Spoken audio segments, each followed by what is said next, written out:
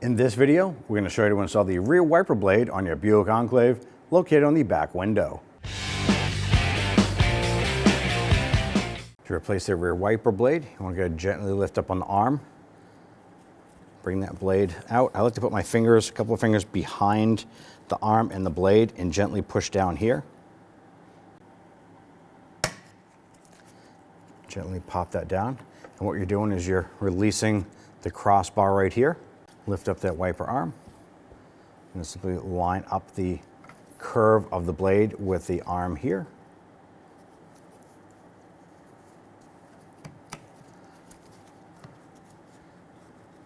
Gently squeeze up. There it is. Just wiggle that on and then set it down and you're all set. When only the best will do, demand TRQ. The only company that lets you view before you do. TRQ is committed to offering the highest quality aftermarket auto parts that are engineered for peace of mind. Thanks for using and viewing with TRQ.